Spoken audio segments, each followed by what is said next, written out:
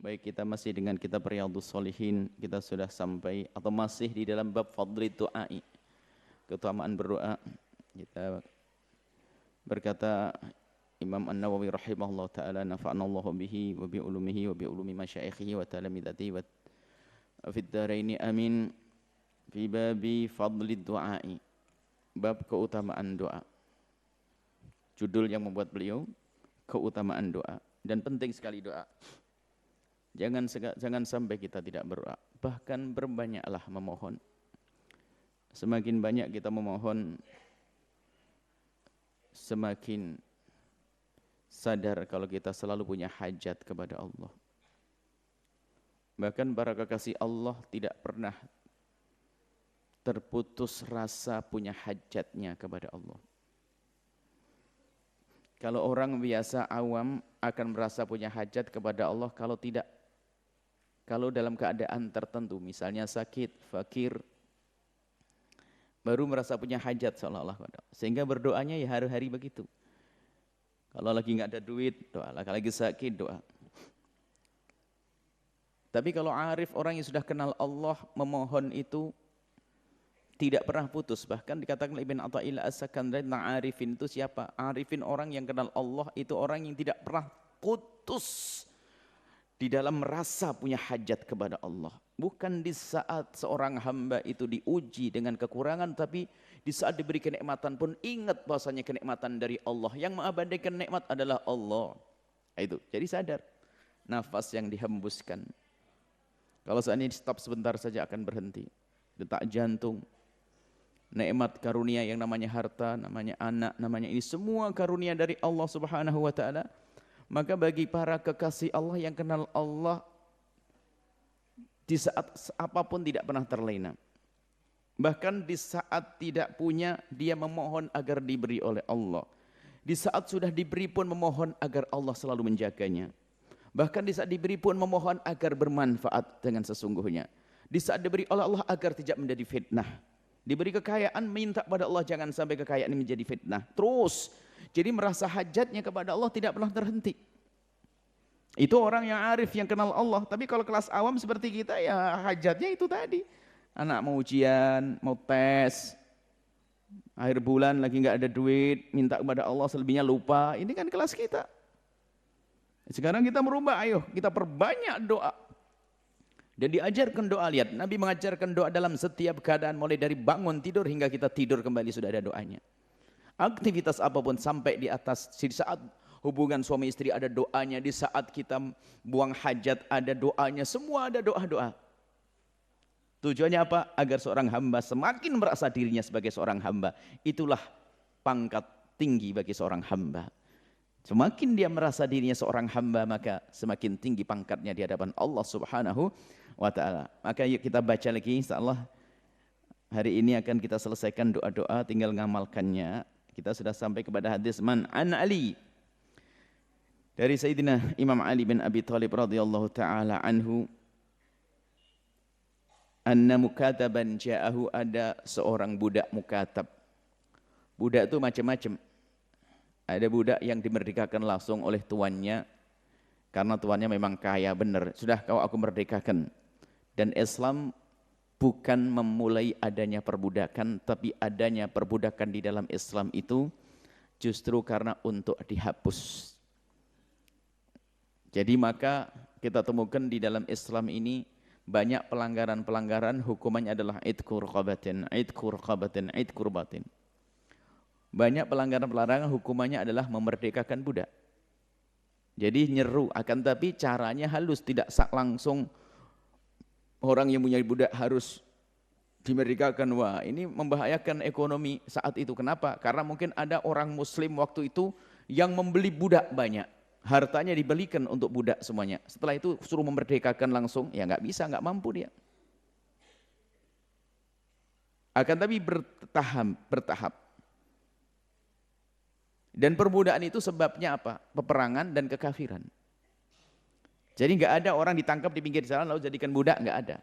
Pasti buah peperangan, apakah kaum muslimin ditawan oleh mereka lalu diperbudak oleh orang kafir, dan itu terjadi pada mereka. Kemudian sebaliknya, di saat orang kafir berperang lalu ditangkap oleh kaum muslimin, Pilihannya adalah kalau memang dia berlebihan bisa saja dibunuh, atau kemudian dibebaskan, atau dijadikan budak. Jadi sebabnya ini nggak ada. Orang kafir ketemu pinggir jalan ditangkap jadi budak, nggak ada dalam Islam.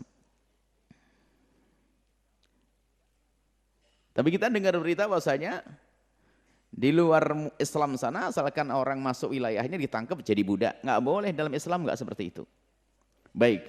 Kemudian di antara cara memerdekakan budak ini adalah orang tuan ingin memerdekakan budaknya, tapi tuan ini nggak punya banyak duit. Maka memberikan kepada budak, wahai budakku, engkau akan aku merdekakan, tapi dengan catatan kau bayar 50 juta. Selama ini kan kerjanya budak adalah dengan tuannya, akan tapi dibebaskan. Kau keluar kerja cari duit, kemudian kau bayarkan. Maka ini termasuk lah, kalau budak yang semacam ini, dia berhak mendapatkan zakat untuk membebaskan dirinya tadi. Dan dia bisa bekerja lalu dibayarkan kepada tuannya. Nah ini ceritanya ada. Kerja nggak dapat, maka perbudakan dirinya nggak segera tuntas, nggak lunas-lunas. Mukadaban, seorang budak mukatab yang dia ingin memerdekakan dirinya dengan membayar kepada tuannya, nggak lunas-lunas. Nggak beres-beres, kerjanya susah. Cari zakat sudah nggak ada duit zakat. Waqala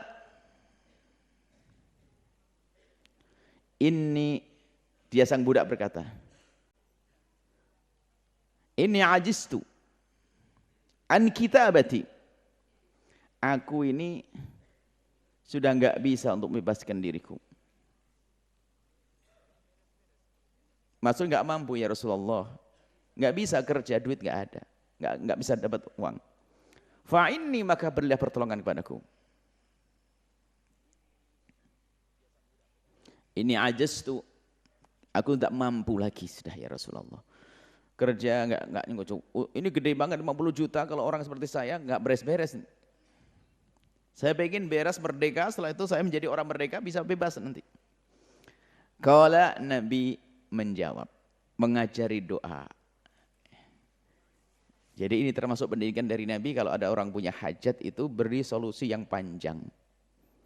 Di antaranya adalah ngadu dulu kepada Allah, biar tahu bahasanya memberi adalah Allah. Ini peringatan kepada siapapun yang ingin memberikan pertolongan kepada siapapun.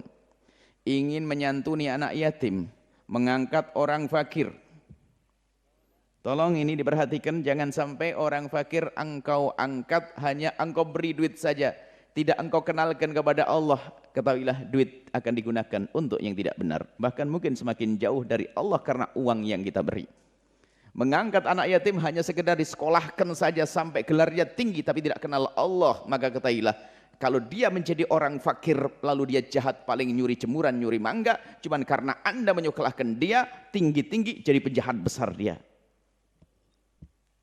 Pertama, ajarkan Nabi, bukan dikasih duit dulu, tapi Nabi ajarkan doa, kenal Allah. Dan alangkah banyaknya orang kaya latah nyantuni anak yatim tapi tidak dikenalkan kepada Allah. Sehingga anak yatim itu karena disantuni oleh orang kaya, dicukupi dan sebagainya, dia menjadi sewenang-wenang, tidak kenal Allah, dan rugi orang tersebut. Berarti yang membesarkan penjahat itu adalah orang kaya tersebut. Maka jangan lupa, jika Anda ingin membantu siapapun, pertama kali harus Anda kenalkan kepada Allah. Bahkan itu jadi syarat. Jika engkau ingin aku bantu, syaratnya kenal Allah. Kenapa? Karena kalau orang kenal Allah, dia akan baik. Sementara kalau tidak kenal Allah, yaitu tadi, dia jadi pejabat juga berbahaya. Jadi pengusaha pun juga tidak kenal halal haram, malah merusak kehidupan bangsa manusia. Nah ini, Nabi tidak langsung berikan uang, akan tapi dikenalkan kepada Allah. Ini diajarkan. Kalau Nabi menjawab, ala u'allimuka, apakah kamu mau aku ajari biar kamu bebas utang? Hei budak. Wah, langsung iya, diajari bisnis kayaknya, dagang ini. Kan gitu ya. Ala u'allimuka, mau kau ajari? Kalimatin, kok kalimat nih? Duit. Kalimatin, kalimat. Ini datangnya kepada Sayyidina Ali, mohon maaf. Ini ceritanya budak tersebut datang kepada Sayyidina Ali. Mohon maaf salah bacanya. Jadi seorang budak itu datang kepada Sayyidina Ali, cerita, wahai Ali, saya itu punya utang nggak beres-beres. Saya budak mau merdekakan diri saya nggak beres-beres. Lalu Sayyidina Ali berkata, Ala u'allimuka. Lah ini dari Nabi. Ini pendidikan dari Nabi. Apakah kamu mau aku ajari wahai budak? Kalimatin, beberapa kalimat. Allamanihinna, yang telah mengajarkan kepadaku Rasulullah. Lau kana alaika, bahkan kalau seandainya ada pada pundakmu, tanggunganmu itu mithlu jabalin, seperti gunung, denan, utang segunung. Wah, yang punya utang langsung melek. Nah, ini doa bayar utang. Jika utangmu segunung, addahullahu anka, Allah akan bayar, Allah akan lunaskan nanti. Kul, katakan, bacalah. Ini pendidikan dari Nabi. Allahumma ya Allah. Lah ngadep dulu kepada Allah, baru nanti usaha. Bukan doa tok langsung tidur, enggak. Karena budak itu sudah bekerja. Hanya agar pekerjaannya itu dimudahkan oleh Allah, rezekinya lapang, bagaimana? Tetap bekerja, jangan dapat doain langsung tidur, nanti doanya dibayari. Enggak begitu. Ini pertama dan utama, hendaknya memang seperti itu kita. Dan ini kan yang sering kita lupa itu. Kita sering lupa. Doa itu doa itu adalah justru kelas terakhir. Mestinya dalam segala hal kita doa dulu. Ini berlaku kepada pedagang, ustadz. Imam Nawawi punya kitab. Dalam kitab At-Tibyan mengatakan, bahwasanya seorang guru ini dianggap sebuah celah besar kalau seorang guru hanya ngajar saja. Lupa di malam harinya doakan orang yang akan diajar. Makanya muridnya Imam Nawawi hebat-hebat. Saya malam didoain sih. Enak ya belajar sama orang begitu tuh. Setiap malam beliau mendoakan. Jadi Imam Nawawi mengatakan kalau memang engkau seorang guru, jangan sampai engkau lupa tengah malamnya memohon kepada Allah. Atau jika itu tempat di majelis, kalau sempat kamu sholat 2 rakaat. Kalau tidak sebelum berangkat kau sholat 2 rakaat. Kemudian minta kepada Allah, semoga Allah memberikan ilmu bermanfaat, pemahaman kepada yang akan belajar. Didoain. Tapi kalau kita kan lupa, kalau ustadz cerdas, hebat, materi hebat, berbobot. Wah, menarik, enak didengar. Wah, menggebu-gebu, bersemangat, menyentuh hati, dan semacam-macam ada. Lupa bahwasanya yang menyampaikan hidayah kepada hati seorang hamba adalah Allah. Artinya seorang ustadz pun, guru TK, TPQ, semuanya jangan mengandalkan kehebatanmu di dalam mengajar. Akan tapi ingat, yang memberi hidayah, memberi ilmu adalah Allah. Maka ngadu kepada Allah. Sama yang akan bekerja, jangan lupa. Sisihkan waktumu sebelum mulai bekerja adalah kenal Allah. Sama sering kami buat contoh, kalau anak sakit, biasanya ibu yang punya duit langsung telepon dokter spesialis. Kita pengen tahu siapa sih di antara ibu bapak ini saat anaknya sakit mau ke dokter itu ngambil wudhu, sholat 2 rakaat lalu mohon kepada Allah. Gitu kan? Enggak juga. Terus kita mau ngapain hidup ini ya? Minta kepada Allah, semoga Allah memberikan kesembuhan. Allah dulu. Ngadep kepada Allah. Baru setelah itu usaha, pergi ke dokter tetap. Jangan doa nanti enggak ke dokter ya, enggak boleh dong. Habis doa tetap bekerja yang bekerja. Mohon itu penting. Jadi usaha ada 2, usaha dengan batin, usaha zahir. Usaha batin yang ini. Kul, katakanlah. Baca doa ini, kata Imam Malik. Allahumma ya Allah ikfini. Allahumma kfini. Allahumma kfini. Ya Allah, berikan kecukupan kepadaku. Bihalalika, dengan rizki halal darimu ya Allah. An haramika, hingga aku tidak mengambil yang haram Allah. Kalau doa ini benar serius dikabul oleh Allah, mau ngambil yang haram susah, yang gampang halal. Tapi ada sebaliknya, hamba yang dimurkai oleh Allah cari halal susah, mudahnya cari haram. Bahkan saking dia itu dijauhkan dari rahmat, ngomongnya pun ngomong jelek. Zaman susah cari halal aja susah, cari haram aja susah, apalagi cari haram. Wah, ini paling bahayanya manusia itu. Kurang ajar kepada Allah. Pernah dengar begitu? Tidak. Guyonan yang orang, wah itu bahaya merendahkan Allah. Seolah-olah yang haram, yang halal itu sedikit. Haram aja susah, apalagi halal. Wah, hati-hati, jangan ngomong begitu, akan nyungsek hidupmu di dunia dan di akhirat. Wong dengan Allah yang maha kaya kok kita masih bingung. Dengan Allah yang maha kaya dan maha kuasa dan maha kasih kepada hambanya, kok berani berkata begitu dia. Justru yang halal lebih banyak. Dan yang halal gampang, yang haram itu sedikit. Rezeki haram itu kan terbatas, nyuri, ngerampok, nyopet, bohong. Tapi kalau halal macam jual kerupuk halal, jual teh halal, ini halal banyak. Kau bilang yang halal sedikit, yang haram banyak. Itu karena tertutup hatinya hamba tersebut. Ya Allah cukupkan kepadaku dengan yang halal. An haramika hingga kami tidak mengambil lagi yang haram Allah. Ini luas sekali ini maknanya, bukan sekedar harta. Ini juga termasuk diri kita, ya Allah cukupkan mataku dengan melihat yang halal, istri yang halal. Sehingga tidak jelalatan lihat sana sini. Suami yang halal, tidak lihat sana sini. Urusan syahwat pun demikian, ya Allah cukupkan aku dengan syahwat yang halal, jauhkan dari yang haram. Ini luas maknanya.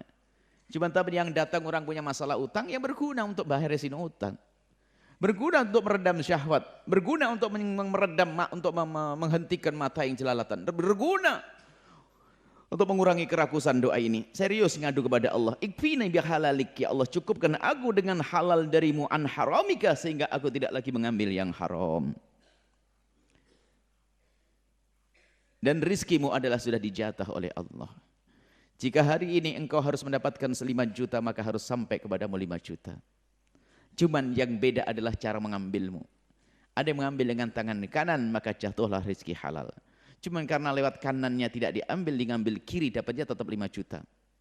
Seandainya pencuri yang setiap hari dapat pencurian 5 juta, kalau dia kerja juga dapat 5 juta. Karena sudah dijatah oleh Allah Subhanahu wa taala. Rizkimu sudah ada, tinggal dari mana kau ambil. Kalau mengambil dengan jalur yang benar, maka akan jadi halal, diambil jari jari. Sebab orang kafir juga ada rezekinya, perampok juga ada rezekinya. Cuman rezeki kan ada 2, halalun wa haramun, halal dan haram. Sudah dijatah. Baik, bahkan siapapun yang menghindari yang haram karena Allah, maka Allah akan ganti dengan yang halal yang lebih banyak. Dan kita harus yakin, mungkin ada yang bekerja di tempat yang haram dengan gaji tertentu. Lalu dia yakin kepada Allah Subhanahu, gajinya anggap saja 10 juta. Tapi haram. Yakin bahasanya kalau dia tinggalkan yang haram, Allah akan ganti dengan halal yang lebih banyak. Akhirnya betul keluar dari perusahaan tersebut, bekerja, gajinya 2,5 juta. Bohong tuh. Mana dari 10 juta 2 juta? Rizkimu bukan saja urusan materi. Kalau waktu kamu punya 10 juta, Allah berikan rasa tamak rakus dalam hatimu. Sehingga enggak beres-beres belanjanya. Istrinya pun senang kredit. Tapi setelah 2,5 juta tuh semakin sejuk hati sang istri. Anaknya juga sehat semua. Kemarin sih langganan rumah sakit waktu 10 juta. Tapi waktu ngambil 2,5 juta enggak pernah ke rumah sakit. Subhanallah. Jadi asalkan yakin dengan Allah. Jangan menganggap rezeki hanya duit yang masuk rekening Anda, bukan. Akan tapi rezeki dari Allah amat luas sekali. Nah, ini kita harus membangun keyakinan, sehingga kalau orang punya keyakinan tinggalkan yang haram enteng. Sebab kalau orang biasa dengan yang haram pun tertipu, kadang dia berbuat baik pun ternyata dengan cara yang haram. Itu adalah keberhasilan, suksesnya syaitan di dalam menjerumuskan seorang hamba. Berbuat baik tapi dengan cara yang haram, ya enggak diterima oleh Allah dong. Bersihkan dulu dong usahamu, baru banyak sedekah. Kalau orang bersedekah dengan barang haram seperti orang berwudu dengan air kencing. Gimana kisahnya? Wudu dengan air? Masya Allah. Gimana bisa suci? Nggak akan seperti itu. Maka ayo kita semuanya berbenah, membersihkan rezeki kita. Halal, halal, halal, halal, halal. Kalau yakin dengan Allah akan dimudahkan semuanya untuk halal. Maka yang perlu kita bangun adalah keyakinan. Wa aghnini bifadlika amman siwak, ya Allah cukupkan aku dengan karunia darimu. Maksudnya Pak, jadikan harapan kami selalu darimu ya Allah, amman siwaka, sehingga kami tidak pernah sedih di saat orang lain tidak memberi kepadaku. Jadi dia bergantungnya hanya kepada Allah. Kalau kepada manusia hanya sunnatullah, kita mengharap kepada seseorang mungkin, akan tapi harapan itu hanya sekedar harapan, di saat tidak diberi pun tidak kecewa. Maka akan menjadi orang yang mudah menerima, bersyukur. Seorang istri berharap suaminya memberi nafkah cukup atau bahkan lebih. Ternyata suaminya adalah golongan orang yang pelit, bahkan super pelit. Cuman karena wanita ini solehah dan lapang hati, dia tidak akan ribut dengan urusan yang demikian ini. Ternyata Allah jadikan ayamnya beranak pinak. Usaha tanpa sengaja pun jalan. Anaknya sehat semuanya, yang jelas suaminya zalim. Jangan jadi suami semacam ini. Artinya ada kemudahan yang Allah berikan. Jadi kalau kita memang bergantung kepada Allah, kepada manusia itu wajar dalam urusan Urusan kebersamaan ini memang ada saat kita memberi dan saat menerima itu wajar dalam urusan manusia. Wajar. Akan tapi yang tidak boleh adalah kita lupa bahwasanya memberi adalah Allah. Seorang istri yang mendapatkan rizki dari suami memang harus yakin bahwasanya itu dari Allah. Akan tapi pun demikian Nabi Muhammad mengajarkan engkau pun harus terima kasih kepada suamimu. Begitu juga jika ada orang yang menjadi sebab kita itu punya pekerjaan, yang menjembatani, yang menolong kita untuk dapat sebuah pekerjaan hingga kita bisa sejahtera dalam rumah tangga, dalam hidup, urusan dunia, maka harus kita yakini semua dari Allah. Semua dari Allah, tapi kita tetap wajib bersyukur, berterima kasih kepada orang yang telah Allah pilih untuk menyampaikan nikmat tersebut kepada kita.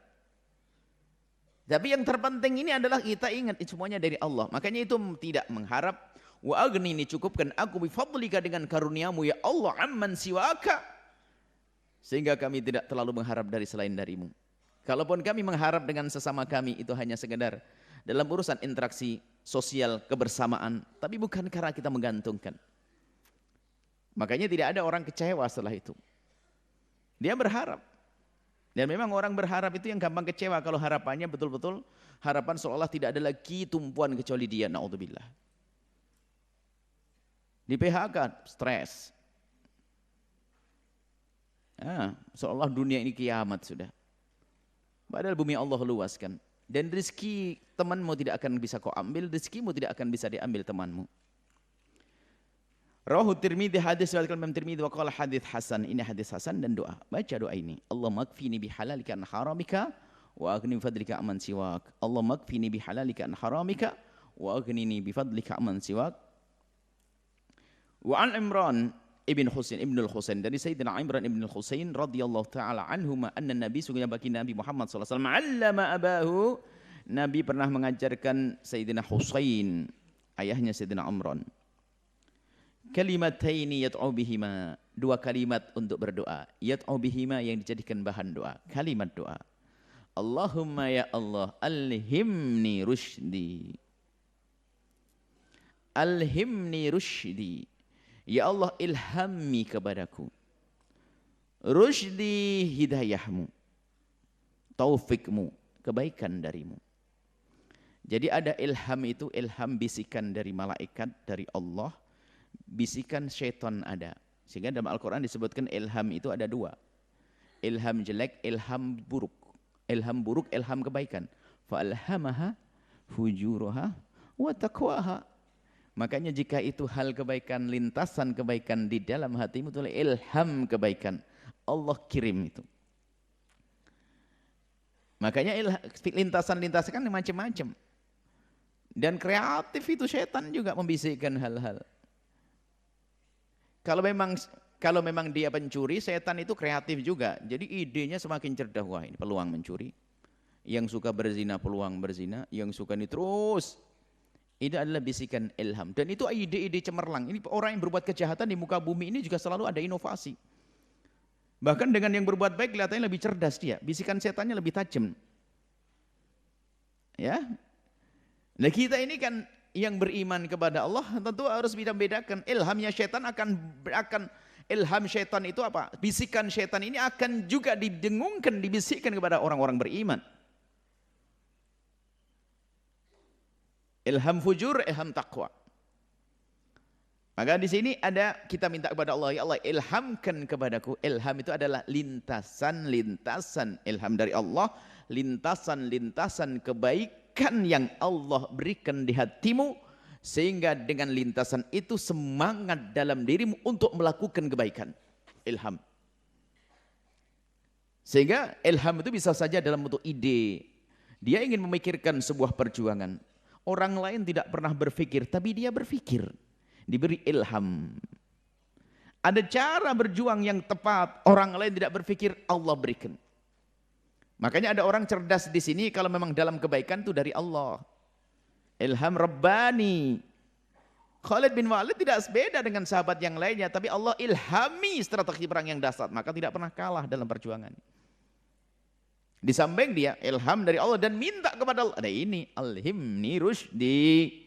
Ya Allah ilhamkan kepadaku Titipkan di hatiku lintasan-lintasan kemuliaan rusdi untuk mendapatkan hidayah darimu ya Allah. Wa'idni, dan jauhkan aku berlindung, lindungi aku ya Allah. Min syarri nafsi, dijajar anta alhimni rusdi wa syarri nafsi, dijajar. Sebab apa? Hati kecilmu itu juga suka, hati kecilmu ini selalu menyeru kepada kebaikan, tapi dia sudah nempel, sudah diliputi hawa nafsu. Hawa nafsu yang ada di dalam dirimu itu yang selalu ammarah bisu, mengajak kepada kejahatan, sehingga kadang orang itu susah membedakan apakah ini ilham Rabbani atau bisikan hawa nafsu yang sudah komunikasi aktif dengan syaitan, dengan iblis. Sehingga kadang melakukan sholat dan sedekah pun ternyata bukan ilham Rabbani. Maka Imam Ghazali rahimahullah dalam kitab Minhajul Abidinnya mengajarkan kita bagaimana kita membedakan antara ilham Rabbani, seruan hati, dan juga bisikan-bisikan hawa nafsu. Dan kadang modelnya sama. Maka dari itu jangan sampai kita ini melakukan kebaikan ternyata kita mengikuti bisikan syaitan. Dan memang begitulah syaitan itu kalau ingin jerumuskan seseorang tidak langsung suruh masuk jurang, enggak mau. Hei kau orang mukmin berzinalah kau, enggak mau. Hei orang mukmin makan riba kau, enggak begitu setan ngajarkannya. Dibuat jauh. Tapi nanti ujungnya kecebur misalnya. Tujuan setan dimasukkan lingkungan perzinaan. Kau harus berzina. Cuman sama setan tidak langsung suruh berzina. Beli HP dulu kau. Kata setan, oke. Kenalan dulu dong. Mulai komunikasi aktif. Wah. Agak sopan dulu dong, agak gaya islami. Mulai. Akhirnya semakin terbebas. Sudah biasa. Komunikasi laki perempuan asik. Ujungnya zina. Kerjaan yang haram ya orang beriman gak mau. Hei orang beriman kau kerja yang haram, kata setan. Oh gak mau orang beriman. Jangan, saya gak mau dengan yang haram. Cuman setan kan selalu berpikir. Mengajari untuk yang tidak baik. Wah kalau memang suruh makan riba langsung atau ngambil yang haram ya gak mungkin, dia kayaknya susah. Caranya gimana? Sudahlah, dijadikan istrinya sering kredit. Kredit ini, kredit itu. Gajinya memang 7,5 juta. Cuman pas untuk kredit, habis kredit rumah, kredit mobil, kredit motor, kredit panci segala macam.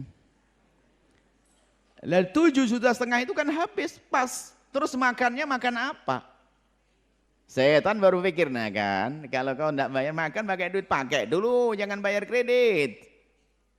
Dipakai. Kreditnya jalan, tagihannya pusing, dia stres, akhirnya ngambil kerjaan yang penting dapat duit. Nah itu berhasil sukses. Yang menjabat korupsi, yang ustadz ngantongin duit pondok, bisa jadi. Permasalahannya di situ setan yang jerumuskan halus. Maka doanya dijajar, alhimni rusdi wa'idni min syarri nafsi. Supaya bisa memilah ini ilham Rabbani atau ini bisikan hawa nafsu yang ammarah bisu, disebutkan dalam Al-Quran. Yang selalu mengajak kepada kejelekan.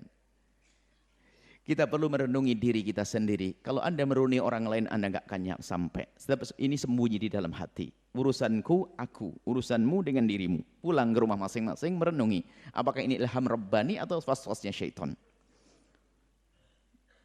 Rawahu Tirmidzi qala hadits hasan, hadis riwayat Imam Tirmidzi dan hadis hasan. Kemudian hadis selanjutnya wa an Abil Fadl Al-Abbas bin Abdul Muttalib. Dari Sayyidina Abbas bin Abdul Muttalib radhiyallahu taala anhu, qultu, aku bertanya, ya Rasulullah, alimni syai'an as'aluhu Allah.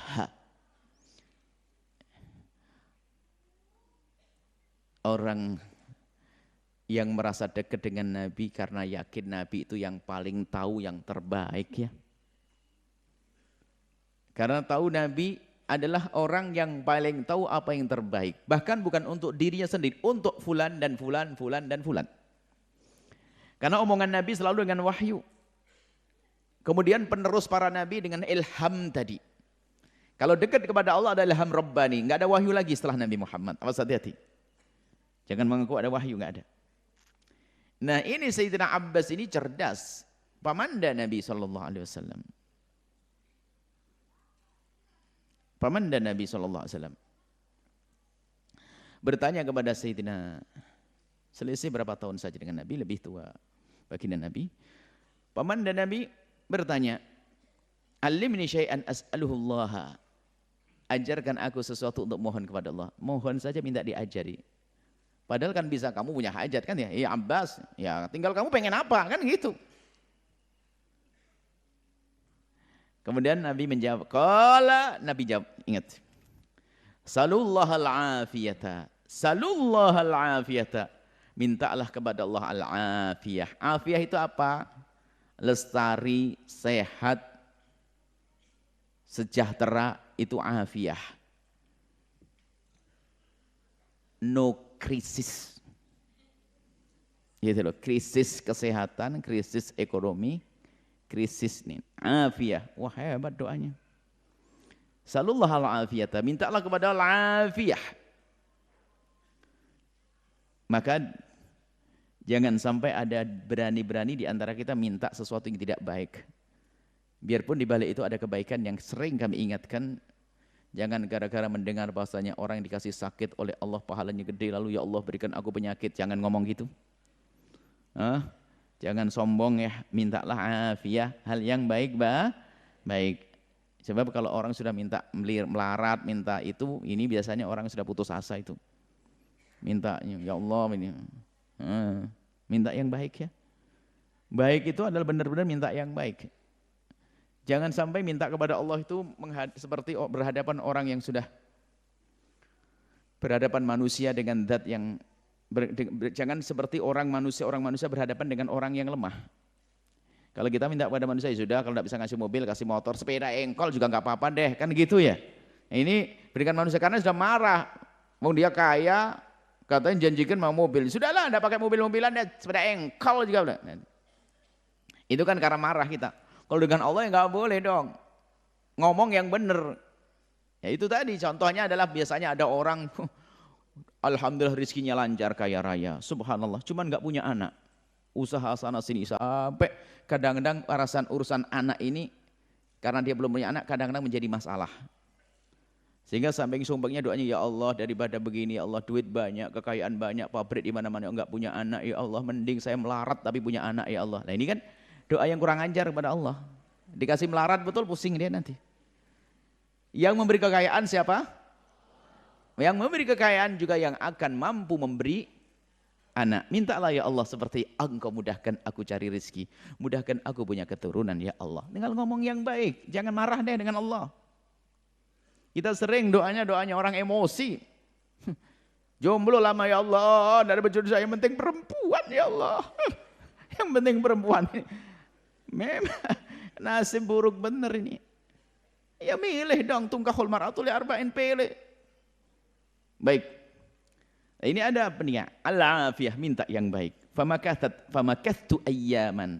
Setelah itu aku tinggal beberapa hari. Tumaji itu kemudian aku datang lagi, fakultu aku tanya, ya Rasulullah alimni syai'an as'alullah ta'ala. Minta lagi ya Rasulullah. Ajari aku doa apa yang terbaik yang aku minta kepada Allah. Qala li, kemudian Nabi Muhammad berkata kepadaku, ya Abbas, wahai pamanku Abbas. Ya amma Rasulillah, wahai pamannya Rasulillah. Salullah al-afiyata, mintalah kepada Allah al-afiyah. Kesehatan. Sehat lahir, sehat batin. Sehat ekonomi, sehat macam-macam. Sehat fid dunya wal akhirati. Minta ini dalam doa Al-Quran, Rabbana atina fid dunya hasanah wa fil akhirat hasanah. Doa benar ya. Nabi mengajarkan kita minta yang baik. Bahkan memberi contoh pun ya harus memberi yang baik. Kita takut memberi contoh. Ibu, seandainya ibu jadi orang sengsara, jangan. Seandainya ada orang sengsara kan beda, kan enak. Seandainya ibu sengsara, bapak sengsara kan tidak enak ngasih contohnya. Ada orang, itu ada orangnya terserah di mana.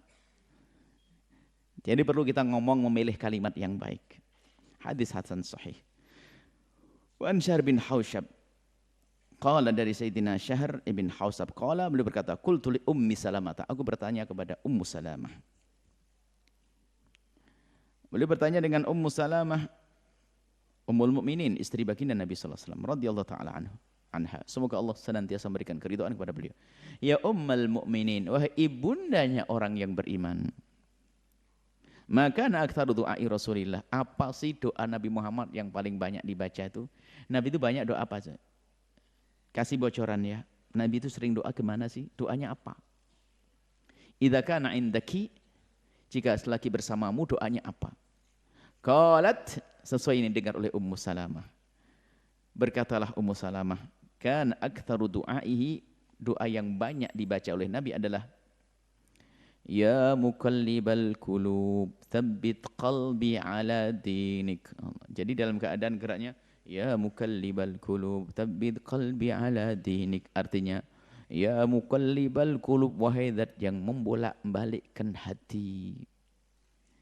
Tsabbit qalbi ala dinik, tetapkan hatiku dalam agamamu.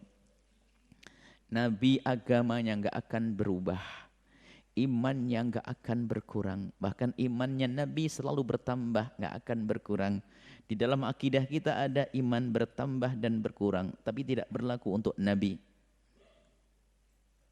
Kalau Nabi imannya bertambah terus. Kalau manusia sesaat tambah, sesaat turun, manusia biasa. Nabi manusia pilihan tambah terus. Tapi kok Nabi doa begitu? Apakah khawatir Nabi kepleset akidahnya? Enggak. Nabi tsabbit. Karena apa? Ini menunjukkan begitu pentingnya keimanan dan dinikmati keimanan itu. Dan ini sebenarnya pendidikan doa ya. Kalau sudah seorang hamba dicabut imannya, enggak punya keimanan kepada Allah. Jadi mau beribadah susah. Ini koreksi juga dalam interaksi kita ya dengan pasangan, suami istri dan sebagainya. Coba bapak-bapak yang ada di sini, coba. Ibu-ibu yang ada di sini. Pernah suatu ketika ada orang datang kepada kami dan seorang ibu bertanya, Buya, Buya punya doa, Buya. Banyak doa. Doa apa? Buya, saya minta doa untuk doain agar suami saya biar cinta sama saya, Buya. Oh, punya. Ibu mau enggak? Mau. Mau, Pak. Saya tersenyum, saya ketahuan. Saya kepada ibu-ibu juga tertawa sekarang lihat ibu yang minta doa ini. Berarti ya ibu-ibu ini sama dengan yang bertanya tadi. Belum paham arti keindahan itu kayak apa sih? Ya ini. Kadang-kadang kita itu ego. Minta orang lain agar mencintai kita. Coba ibu bayangin. Kalau suamimu sangat mencintaimu lalu kamu tidak cinta, kan enak kamu dengan dia. Faham atau tidak? Loh, kok minta doanya begitu dirubah sekarang? Ya kan? Ini loh salah doa selama ini. Jadi doanya istri Anda salah, Pak. Ya Allah, jadikan suamiku sangat mencintaiku. Loh kamu? Enak nanti kamu, batin kopi susah nanti. Maka diajarkan Nabi adalah ya, cinta. Bagaimana engkau menumbuhkan kecintaan kepada orang yang ada di kiri kananmu, sehingga kau dulu enak dengan dia. Kalau engkau mencintai suamimu, lihat apa yang tidak indah. Mendengar teleponnya senang, mendengar dia datang senang. Kesenangan dalam hatimu bukan di hati suamimu. Di hatimu wahai suami, bukan di hati istrimu. Bahkan jika engkau hidup dengan mencintai istrimu wahai para bapak, kalau ternyata istrimu tidak mencintaimu, yang tersiksa dia kok, bukan Anda kok. Maka indahnya cinta begitu. Iman pun demikian, lihat. Karena dia munafik, gelisah dia. Ke masjid capek, ngaji nggak enak, sedekah pelit. Tapi kalau imannya kuat, lihat, kuat hatinya, lihat, kebaikan mudah dilakukan. Itu yang diinginkan. Nabi pun menikmati ya. Makanya berbuat baiknya orang yang sudah arif billah itu selalu menikmati. Sedekah senang, nolong orang senang, ibadah senang karena iman. Makanya ini loh Nabi ngajarkan tsabbit qalbi ala dinik, agar iman kita semakin kuat. Kalau iman kita kuat, lihat semuanya akan mudah, ibadah akan gampang.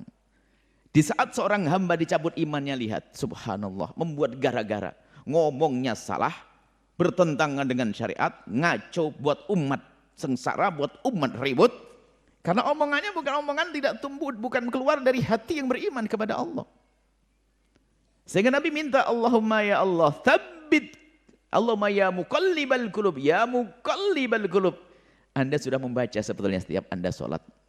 Waktu tahiyat akhir ada doa tambahan setelah baca sholawat. Allahumma inni fil alamina innaka hamidun. Allahumma inni a'udzubika min adabil qabri adabina wa min fitnatil mahya. Allahumma ya muqallibal qulub tsabbit qalbi ala dinik. Artinya ya Allah tetapkan hatiku dalam agamamu. Nah, kalau sudah hatimu mantap dengan agama Allah, begitu mudahnya melakukan kebaikan. Kalau Nabi mah nggak pernah kurang, tapi Nabi adalah uswatun hasanah. Wong Nabi saja doa begitu, kok kita jarang doa. Terus bagaimana? Kan gitu, agar tahu kita.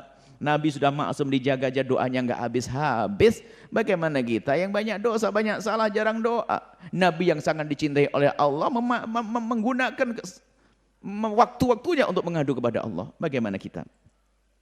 Baca doa Allahumma ya muqallibal qulub tsabbit qalbi ala dinik. Rawati min riwayat hadis hasan. Wa Abi Darda radhiyallahu ta'ala dari Sayyidina Abi Darda qala Rasulullah bersabda, kana min du'ai Daud. Nabi mengajarkan termasuk doanya Sayyidina Daud, Nabi Daud alaihissalam. Wa ala nabiyina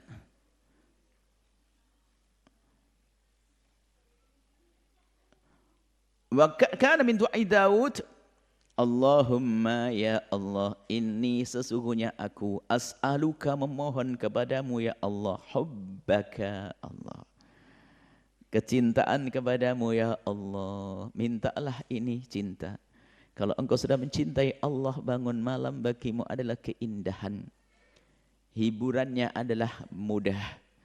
Orang kan hiburan harus nyebrang pantai.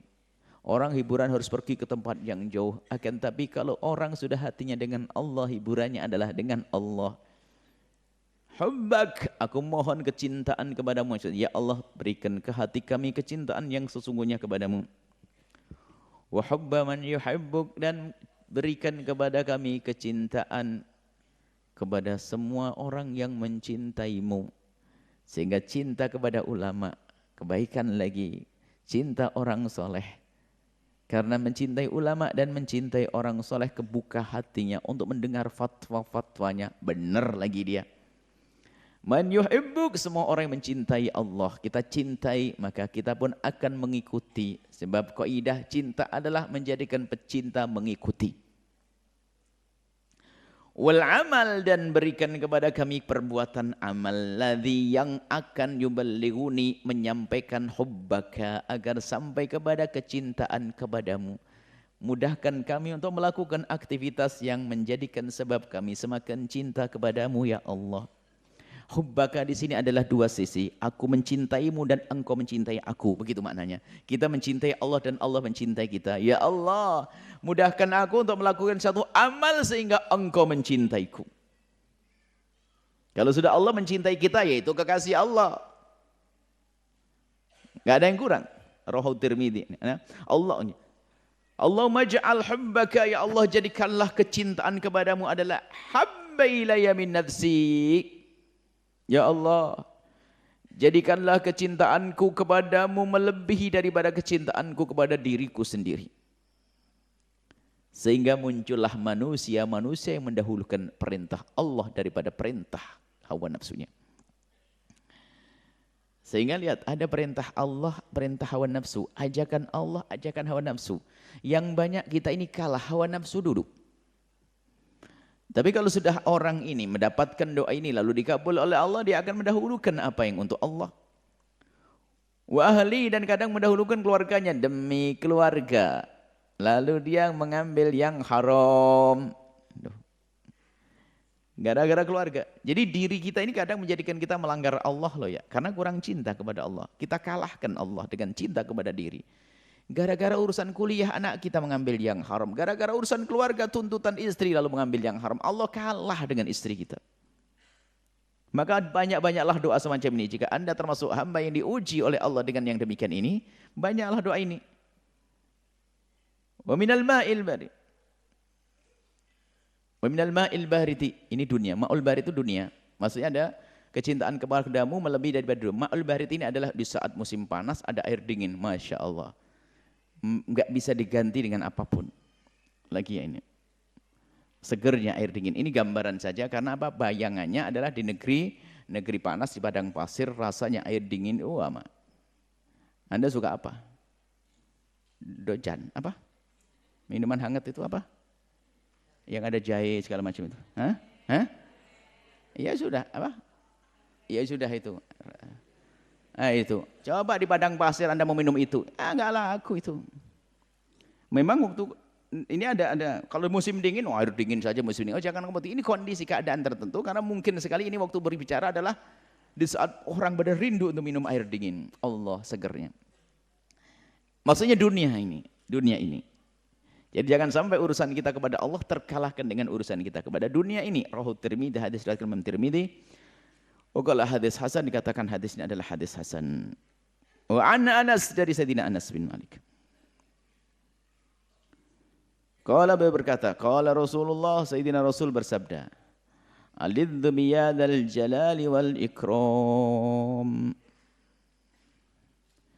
Tekunilah dengan menyebut nama ya dzal jalali wal ikram.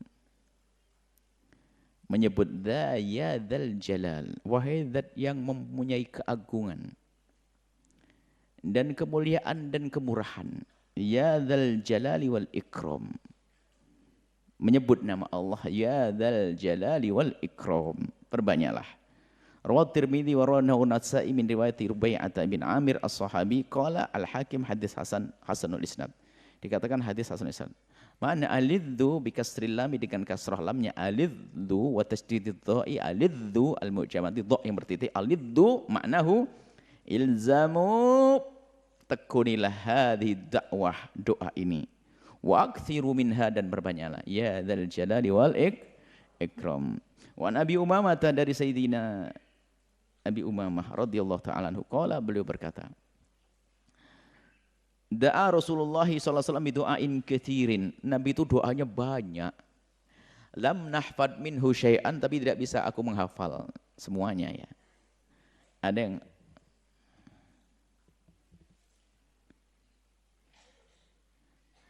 Kulna, lalu kami bertanya Rasulullah, ya Rasulullah, da'auta bidu'ain katsirin, doamu banyak banget ya Rasulullah. Lang nafad minhu syai'an, enggak bisa kami menghafal doa-doamu. Banyak banget doamu ya Rasulullah. Nah ini jawaban mulai tadi kan banyak banget doanya. Jadi gimana ini? Mulai kemarin 3 minggu tidak selesai doa ini. Bagaimana ini jawab ini?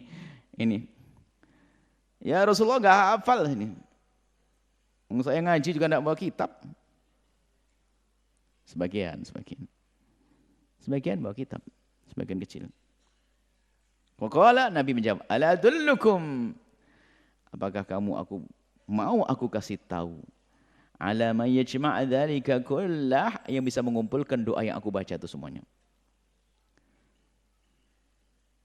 Taqulu, kau baca berikut ini, Allahumma ya Allah, inni sesungguhnya aku as'aluka memohon kepadamu min khairi dari segala kebaikan ma sesuatu sa'alaka minhu nabiyyaka Muhammadun nabiyyuka Muhammadun sallallahu alaihi wasallam. Ya Allah, aku mohon kepadamu, aku mohon kepada kamu segala kebaikan yang pernah diminta oleh Nabi Muhammad. Oh, habislah. Ya Allah, aku memohon kepadamu segala kebaikan yang pernah diminta oleh Nabimu Nabi Muhammad. Ya kan, habis ya. Wa na'udzubika, kami jangan hanya baca ini saja, nanti itu bagi yang nggak bisa ngafal atau memang tidak sempat menghafal, tapi nanti ngafal dong satu-satu. Wa na'udzubika, dan aku berlindung kepadamu ya Allah min syarri masta'adza minhu nabiyyuka Muhammadun SAW, dan kami berlindung kepadamu agar kau jauhkan dari semua yang kekasihmu Nabi Muhammad minta untuk dijauhkan. Jadi yang Nabi Muhammad enggak senang, jauhkan aku dari itu ya Allah. Wa antal musta'an, engkaulah tempat meminta pertolongan. Engkau tempat meminta pertolongan. Walaikal balagh, dan engkau yang akan mencukupi al-balah, al-kifayah, yang mencukupkan. Maksudnya engkau yang akan menyampaikan kepada hajat kami semuanya, sehingga akan tercukupi. Itu hajat kami ya Allah. Wala haula wala quwwata illa billah, tidak ada daya dan tidak ada kekuatan kecuali darimu. Tidak ada satu orang pun yang bisa menggerakkan tangannya kecuali adalah karena engkau menghendaki dia menggerakkan tangannya, bekerja dan seterusnya. Rawahu Tirmidzi wa qala hadis hasan, hadis kan Tirmidzi katanya hadis hasan. Hadis terakhir dalam bab ini Allah an ibn Mas'udin dari Sayyidina Abdullah bin Mas'ud radhiyallahu ta'ala anhu qala, beliau berkata kana min du'ai Rasulillah, termasuk doanya baginda Nabi adalah Allahumma ya Allah, inni sesungguhnya aku as'aluka memohon kepadamu ya Allah, mujibati rahmatik, hal yang menghantarkan untuk mendapatkan rahmatmu. Apa aja ini? Mujib yang menjadikan sebab kita dapat rahmat. Wa azai maghfiratik, hal yang menjadi sebab kami mendapatkan pengampunan. Ini dua hal yang terpenting yang kita perlukan di saat kita hidup, di saat kita mati sekalipun. Bahkan doa untuk orang meninggal pun praktis, Allahumma ighfirlahu warhamhu. Kalau sudah dua ini didapat, apa yang kurang? Orang meninggal dunia diampuni oleh Allah, enggak disiksa, dikasih rahmat, beres. Ini doa beres ini. Allahumma ighfirlahu warhamhu untuk orang hidup. Kalau Anda mau didoain Allah firlahu warhamhu, ya mau, semoga panjang umur. Mau didoain. Cuman lazimnya kalau untuk yang meninggal, Allahumma ighfirlahu warhamhu, diajarkan Nabi. Untuk kalau yang hidup nih, inni as'aluka mujibati rahmatika wa azaima maghfiratik wassalamata min kulli ithmin, dan kami memohon kepadamu agar engkau selamatkan kami dari segala dosa, bukan dosa satu, segala dosa. Dan perlu kita memohon memang, yang bisa menjauhkan kita dari dosa hanya Allah, baik dengan cara sukarela atau tidak. Kalau sudah Allah menghendaki, lihat, Allah bisa menghentikan seseorang dari kemungkaran dengan sukarela, sehingga dia seorang pemabuk langsung sadar berhenti dari mabuk. Ya, ada? Ya karena Allah sayang, tapi ditobatkan Allah tidak sukarela. Kenapa? Paru-parunya rusak, harus berhenti minum. Maka berhentilah dia minum. Tidak meminum, tidak mabuk. Jadi begitulah Allah. Cuman kita minta kepada Allah yang baik ya. Makanya kalau minta kepada Allah ditambah dengan kasih sayangmu ya Allah. Ya Allah, jauhkan kami dari segala dosa dengan kasih sayangmu ya Allah, birahmatika. Coba kalau Anda, ya Allah hentikan kami dari minuman keras ya Allah. Oh tenang aja, jantungmu, paru-parumu rusak, bisa. Yang pernah kepleset dari zina, berhentikan, wah bisa dibikin penyakit, tabrak, macam-macam. Tapi kita pengen birahmatik. Makanya kalau minta jangan, ya Allah aku pengen jauh dari maksiat. Oh ya gampang, kasih buta, kasih tuli, kasih pingsan, kasih stroke, kasih ini bisa, beres, nggak maksiat semuanya. Mau gitu? Makanya kalau doa itu yang benar, tidak birahmatika ya Allah. Makanya biasanya dalam bahasa Indonesia, dengan kasih sayangmu ya Allah, jauhkan kami dari segala kemaksiatan ya Allah, dengan kasih sayangmu ya Allah. Jauhkan kami dari ini dengan kasih sayangmu ya Allah. Ma'alutfin wa afiyatin, biasanya begitu dalam doa. Atau birahmatika, dengan kasih sayangmu ya Allah. Ia nggak mau pakai kerudung, tapi Allah sayang. Tak taunya harus pakai kerudung. Kenapa? Dia jatuh harus dibelah kepalanya, digundul dia, pakai kerudung, akhirnya nyaman. Kerudungan tobatnya gara-gara retak kepalanya. Mau gitu? Enggak, langsung saja dari awal pakai kerudung. Tapi Allah sayang kepada dia. Maka kalau doa yang benar, birahmatika ya arhamar rahimin. Wal ghanimata min kulli birrin, dan mendapatkan segala kebaikan Allah. Segala jauh dijauhkan. Tapi diminta rahmat dan kasih sayang. Wal fawza bil jannati, keberuntungan mendapatkan surga, wan najata minan nari, dan selamat dari api neraka. Rawahul Hakim, ini hadis riwayat Imam Hakim Abu Abdillah wa qala hadis sahih ala syarti Muslim. Ini hadis sahih dengan syaratnya Imam Muslim. Itu adalah istilah dalam ilmu hadis. Insyaallah semoga Allah mudahkan kita mohon mengadu, dan semoga Allah mengkabul doa-doa kita, hajat-hajat kita. Wallahu a'lam bissawab.